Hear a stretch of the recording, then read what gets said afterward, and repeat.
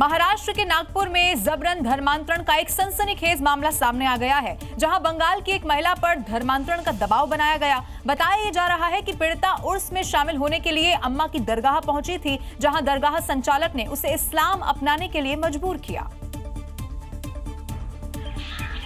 नागपुर की इसी अम्मा की दरगाह में धर्मांतरण गैंग ने धर्मांतरण वाला खेल खेला, लेकिन वो शायद भूल गए कि देवाभाव का ये प्रदेश है जहां धर्मांतरण वाला खेल खेलने वालों को बख्शा नहीं जाता। और इसी मॉडल के तहत पुलिस ने दरगाह संचालक समेत 3 लोगों को अरेस्ट कर लिया है। वहीं 3 की तलाश की जा रही है। दरअसल बंगाल की रहने वाली महिला नागपुर में उर्स में शामिल होने अम्मा की दरगाह पहुंची थी, जहां महिला को बंधक बनाकर धर्मांतरण के लिए दबाव बनाया गया। इसके साथ ही मारपीट की गई। महिला किसी तरह वहां से भागकर बंगाल पहुंची, जहां उसने पुलिस से शिकायत की। 0 एफआईआर पे एफआईआर दर्ज किया गया। दरगाह के केयरटेकर ने बंधक रखा और उनका मारहान किया और ये प्रेशर डाला कि वो कन्वर्ट करें इस्लाम में।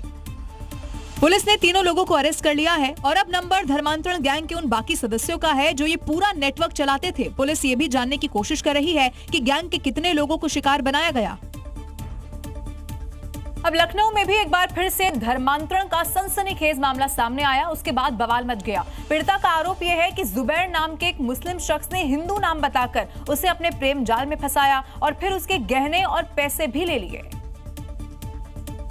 और फिर धर्म परिवर्तन का दबाव बनाने लगा। इस दौरान आरोपी युवक ने महिला पर हिजाब और बुर्का पहनने का दबाव बनाया और अपने घर भी वो ले गया, जहां जुबैर की मां ने धर्म बदलने पर पैसे का भी लालच दिया। मम्मी से मिलवाया कि मम्मी ने बोला कि तुम्हें कलमा पढ़ना पड़ेगा और इस्लाम धर्म कबूल करना पड़ेगा। मैंने कहा मैं ऐसा नहीं करूंगी। तो इनकी मम्मी और इनकी बहनें, इनके भाई जो सब लोग हैं। इतना ही नहीं, पीड़िता का आरोप है कि आरोपी के घर वालों ने उसे ऐसा नहीं करने पर धमकी भी दी। वहीं पीड़ित महिला के सामने आने के बाद पुलिस एक्शन में है और आरोपी से पूछताछ कर रही है। जुबैर ने करीब 1.5 साल से उसे अपने जाल में फंसा कर रखा था। उत्तर प्रदेश में सरकारी मदद से चलने वाले मदरसों में एक बड़ा घोटाला सामने आ गया है। मदरसों का जो मैनेजमेंट है वो पूरी प्लानिंग के साथ अपने ही परिवार के लोगों को सरकारी नौकरी दे रहा है और ये 1-2 मदरसे का हाल नहीं है। इसमें बड़े खुलासे हुए हैं, वो आप देखिए। बल्कि बाराबंकी, जौनपुर, बस्ती और कुशीनगर जैसे कई जिलों के मदरसों में ऐसा घोटाला हुआ है। इसका खुलासा आरटीआई कार्यकर्ता मोहम्मद तलहा अंसारी ने किया है। ये एक वेल प्लान्ड स्कैम है।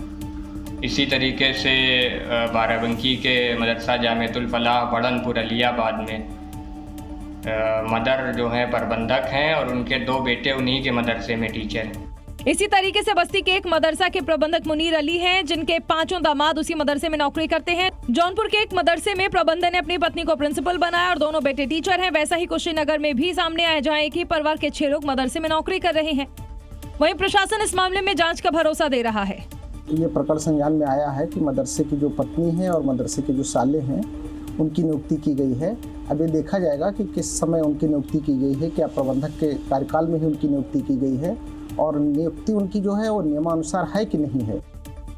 मामले के सीएम योगी के संज्ञान में आने के बाद इन मदरसों में चल रहे घोटाले पर ताबड़तोड़ एक्शन होना तय माना जा रहा है।